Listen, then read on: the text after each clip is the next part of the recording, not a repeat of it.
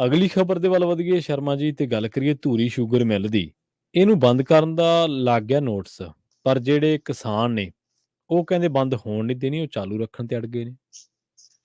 ਪ੍ਰਵੀਨ ਜੀ ਬਿਲਕੁਲ, ਮਤਲਬ ਕਿ ਤੁਸੀਂ ਇਹ ਦੇਖੋ ਕਿ ਸਰਕਾਰ ਜਾਂ ਮਿੱਲ ਮਾਲਕ ਜੀ ਹੈ ਇਸ ਗੱਲ ਵੱਲ ਵੱਧ ਰਹੇ ਹੋਣ ਕਿ ਅਸੀਂ ਆਪਣੀ ਮਿੱਲ ਬੰਦ ਕਰਕੇ ਚਲੇ ਜਾਣਾ, ਹੂੰ ਔਰ ਉਹ ਮਿੱਲ ਜਿਹਦੇ ਕੰਨੀ ਕਰੋੜਾਂ ਰੁਪਈਆ ਖੜਾ ਹੋਵੇ ਕਿਸਾਨਾਂ ਦਾ, ਹੂੰ ਹੂੰ ਤੇ ਬੇਸ਼ੱਕ ਉਹ ਅਦਾਇਗੀ ਦਾ ਵਾਅਦਾ ਏ, ਚਲੋ ਜੇ ਭੱਜ ਵੀ ਜਾਣਗੇ ਬੰਦ ਕਰਕੇ ਤਾਂ ਵੀ ਅਦਾਇਗੀ ਤਾਂ ਦੇਣੀ ਪੈਣੀ ਹੈ, ਉਹ ਚਾਹੇ ਅਦਾਲਤੀ ਹੁਕਮਾਂ ਨਾਲ ਮਿਲ ਜਵੇ, ਪੈਸੇ ਤਾਂ ਮਿਲ ਜਾਣੇ। ਜੀ ਪਰ ਤੁਸੀਂ ਕਿਸਾਨਾਂ ਦਾ ਹਈਆ ਦੇਖੋ ਕਿ ਜਿਹਨੇ ਪੈਸੇ ਦੇਣੇ ਅਸੀਂ ਤਾਂ ਵੀ ਚਾਹੁੰਦੇ ਹਾਂ ਕਿ ਉਹਦੀ ਦੁਕਾਨ ਚੱਲਦੀ ਰਹੇ, ਜੀ ਕਿ ਉਹਦੀ ਦੁਕਾਨ ਬੰਦ ਨਾ ਹੋਵੇ।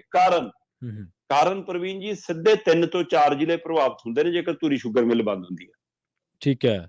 ਇੱਕ ਪਾਸੇ ਸਰਕਾਰਾਂ, ਖਾਸ ਕਰ ਮੁੱਖ ਮੰਤਰੀ ਸਾਹਿਬ ਵੀ, ਸਾਡੇ ਹੁਣ ਵਾਲੇ ਵੀ ਦਮ ਭਰਦੇ ਰਹੇ ਨੇ ਕਿ ਬਦਲਵੀਂ ਖੇਤੀ ਕਰਨੀ ਆ ਜੀ, ਰਵਾਇਤੀ ਕਣਕ ਝੋਨੇ ਚੋਂ ਬਾਹਰ ਨਿਕਲਣਾ, ਤੇ ਆ ਜੇ ਸ਼ੂਗਰ ਮਿੱਲ ਬੰਦ ਕਰੋਗੇ ਤਾਂ ਉਸ ਇਲਾਕੇ, ਜਿੰਨੇ ਇਲਾਕੇ ਦੇ ਜਿੰਨੇ ਕਿਸਾਨ ਗੰਨਾ ਬੀਜਦੇ ਨੇ, ਫਿਰ ਉਹ ਕਾਹਦੇ ਪਰ ਆਉਣਗੇ? ਤੇ ਤੁਸੀਂ ਇਹਨਾਂ ਨੂੰ ਬਦਲਵੀਂ ਖੇਤੀ ਵੱਲ ਲਿਜਾ ਰਹੇ ਹੋ ਜਾਂ ਬਦਲਵੀਂ ਖੇਤੀ ਜਿਹਨੇ ਰਾਹ ਚੁਣਿਆ ਸੀ ਉਹਨੂੰ ਵੀ ਹਟਾ ਰਹੇ ਹੋ? ਬਿਲਕੁਲ ਸਹੀ ਹੈ। ਭਗਵਾਨਪੁਰਾ ਸ਼ੂਗਰ ਮਿੱਲ ਨੂੰ ਬੰਦ ਕਰਨ ਦਾ ਬਕਾਇਦਾ ਕੰਪਨੀ ਨੇ ਨੋਟਿਸ ਲਾਤਾ, ਤੇ ਜਦੋਂ ਇਹ ਨੋਟਿਸ ਲੱਗਿਆ ਤਾਂ ਵਿਰੋਧ ਦੇ ਵਿੱਚ ਲਗਭਗ 370-75 ਪਿੰਡਾਂ ਦੇ ਕਿਸਾਨ, ਇੱਕ ਦੋ ਥਾਵਾਂ ਦੇ ਨਹੀਂ, ਕੋਈ ਸਿੱਧੀ ਇੱਕ ਜਥੇਬੰਦੀ ਨਹੀਂ, ਚਾਹੇ ਸ਼ੂਗਰ ਦੀ ਅਦਾਇਗੀ ਦੇ ਲਈ, ਚਾਹੇ ਗੰਨਾ ਸੰਘਰਸ਼ ਕਮੇਟੀਆਂ ਨੇ, ਚਾਹੇ ਉਹ ਇਹਨਾਂ ਸ਼ੂਗਰ ਦੀ ਅਦਾਇਗੀ ਦੇ ਲਈ ਲੜਨ ਵਾਲੀ ਸੰਘਰਸ਼ ਕਮੇਟੀਆਂ ਨੇ, ਚਾਹੇ ਕਿਸਾਨ ਜਥੇਬੰਦੀਆਂ ਨੇ, ਸਾਰੀਆਂ ਤਰ੍ਹਾਂ ਦੇ ਨੁਮਾਇੰਦੇ ਇਕੱਠੇ ਨੇ, ਪਿੰਡਾਂ ਦੇ ਲੋਕ ਇਕੱਠੇ ਨੇ, ਜਿਹੜੇ ਗੰਨਾ ਬੀਜਦੇ ਨੇ ਉਹ ਤਾਂ, ਉਹ ਜਿਹੜੇ ਨਹੀਂ ਬੀਜਦੇ ਉਹ ਵੀ ਨਾਲ ਨੇ। ਠੀਕ ਹੈ। ਸੋ ਕਰੀਬ ਮੈਨੂੰ ਪਤਾ ਲੱਗ ਰਿਹਾ ਕਿ 4 ਜ਼ਿਲ੍ਹਿਆਂ ਦੇ 373-75 ਪਿੰਡਾਂ ਦੇ ਲੋਕ ਇਕੱਠੇ ਹੋਏ ਨੇ, ਤੇ ਉਹ ਪਿੰਡ ਵਾਲੇ ਕਹਿੰਦੇ ਜੀ ਪਹਿਲਾਂ ਤਾਂ ਸਾਨੂੰ ਇਹ ਸੁਝਾਅ ਦਿਓ ਕਿ ਤੁਸੀਂ 26 ਕਰੋੜ ਰੁਪਈਆ ਅਦਾਇਗੀ ਸੀ ਤੁਹਾਡੇ ਕੰਨੀ ਖੜੀ, ਤੇ ਉਹਦਾ ਵਾਅਦਾ ਕੀਤਾ ਗਿਆ ਸੀ ਪ੍ਰਵੀਨ ਜੀ ਕਿ ਹਰ ਮਤਲਬ ਕਿਸਾਨ ਜਿਨ੍ਹਾਂ ਦੀ ਦੇਣੀ ਹੈ ਅਦਾਇਗੀ, ਉਹ ਹਰੇਕ ਨੂੰ ਮਤਲਬ ਕਿ 5-5 ਕਰੋੜ ਰੁਪਈਆ ਹਰ ਹਫ਼ਤੇ ਆਉਂਦਾ ਰਹੂਗਾ। ਠੀਕ ਹੈ। ਤੇ 31 ਮਾਰਚ ਤੱਕ ਉਹ ਮਾਮਲਾ ਨਿਬੜ ਜੂਗਾ।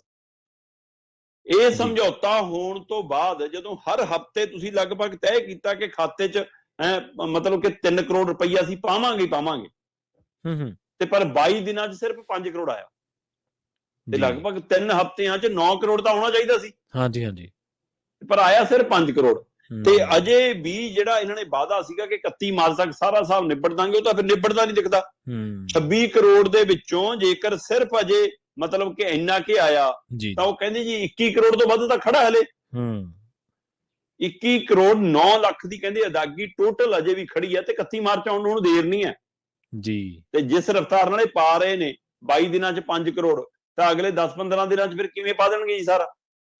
ਤੇ ਉੱਪਰ ਦੀ ਕਹਿੰਦੇ ਇਹਨਾਂ ਨੇ ਇਹ ਅਦਾਇਗੀ ਬਾਰੇ ਸਪਸ਼ਟ ਕਰਨ ਦੀ ਬਜਾਏ ਨੋਟਿਸ ਲਾਤਾ ਕਿ ਅਸੀਂ ਜੀ ਸ਼ੂਗਰ ਮਿੱਲ ਆਪਣੀ ਬੰਦ ਕਰ ਰਹੇ ਹਾਂ 31 ਮਾਰਚ ਤੋਂ ਜੀ। ਠੀਕ ਹੈ। ਤੇ ਅਸੀਂ 1 ਅਪ੍ਰੈਲ ਤੋਂ ਜੀ ਸਾਡੀ ਮਿੱਲ ਬੰਦ ਹੈ। ਉਹ ਕਹਿੰਦੇ ਇਸ ਨੋਟਿਸ ਨੇ ਫਿਰ ਫਿਕਰਮੰਦੀ 'ਚ ਪਾਇਆ, ਤੇ ਉਹਦੇ ਖਿਲਾਫ ਫਿਰ ਕਿਸਾਨ ਇਕੱਠੇ ਹੋਏ, ਜਥੇਬੰਦੀਆਂ ਇਕੱਠੀਆਂ ਹੋਈਆਂ।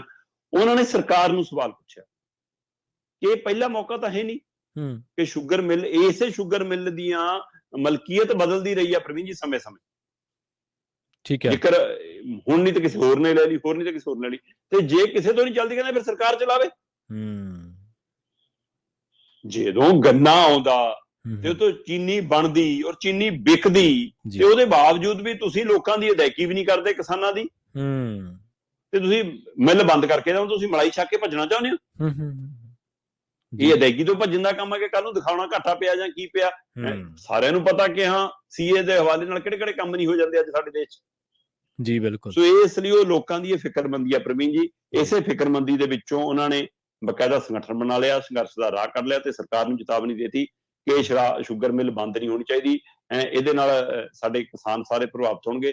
ਜਾਂ ਤਾਂ ਉਸ ਕੰਪਨੀ ਜਿਹੜੀ ਚਲਾ ਰਹੀ ਆ ਉਹਨੂੰ ਕਹੋ ਕਿ ਭਾਈ ਤੂੰ ਚਾਲੂ ਰੱਖ ਤੇ ਸਮੇਂ ਸਿਰ ਅਦਾਇਗੀ ਕਰ, ਜੇ ਤੂੰ ਨਹੀਂ ਚਲਾਉਣੀ ਤਾਂ ਨਵੀਂ ਚਾਹੇ ਬੋਲੀ ਲਾਓ, ਚਾਹੇ ਕੁਛ ਕਰੋ, ਨਵੇਂ ਨੇ ਕਿਸੇ ਨੇ ਲੈਣੀ ਉਹ ਲੈ ਲਓ। ਪਹਿਲਾਂ ਵੀ ਇਹਦੇ ਮਾਲਕ ਬਦਲਦੇ ਰਹੇ ਨੇ, ਨਹੀਂ ਫਿਰ ਸਰਕਾਰ ਆਪਣੇ ਹੱਥਾਂ 'ਚ ਲਵੇ। ਪਰ ਸਰਕਾਰ ਤਾਂ ਸਾਰਾ ਕੁਝ ਪ੍ਰਾਈਵੇਟ ਕਰਨ ਨੂੰ ਫਿਰਦੀ ਹੈ।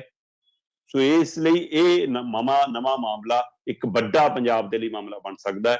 ਸੋ ਇਸ ਧੂਰੀ ਸ਼ੂਗਰ ਮਿੱਲ ਦੇ ਹਵਾਲੇ ਨਾਲ ਹੋਰ ਸ਼ੂਗਰ ਮਿੱਲਾਂ ਦੇ ਮਾਮਲੇ ਵੀ ਫਿਰ ਧਿਆਨ 'ਚ ਆਉਣਗੇ, ਚਰਚਾ 'ਚ ਆਉਣਗੇ, ਕਿਉਂਕਿ ਗੰਨੇ ਦੀ ਅਦਾਇਗੀ ਦਾ ਮਾਮਲਾ ਹਮੇਸ਼ਾ ਮੁੱਦਾ ਰਿਹਾ, ਗੰਨੇ ਦੇ ਭਾਅ ਦਾ ਹਮੇਸ਼ਾ ਮੁੱਦਾ ਰਿਹਾ। ਜਿਸ ਨੂੰ ਲੈ ਕੇ ਸਮੇਂ-ਸਮੇਂ ਦੀਆਂ ਸਰਕਾਰਾਂ ਬਰਫੀਆਂ ਖਾਂਦੀਆਂ ਤੇ ਖਿਲਾਉਂਦੀਆਂ ਰਹੀਆਂ, ਪਰ ਕਿਸਾਨਾਂ ਦੇ ਪੱਲੇ ਕੁਛ ਨਹੀਂ ਪਿਆ। ਜੀ, ਠੀਕ ਹੈ। ਬਿਲਕੁਲ, ਕਿਸਾਨਾਂ ਦੇ ਪੱਲੇ ਕੁਛ ਨਹੀਂ ਪਿਆ ਸ਼ਰਮਾ ਜੀ, ਇਹ ਗੱਲ ਸਹੀ ਹੈ ਤੁਹਾਡੀ।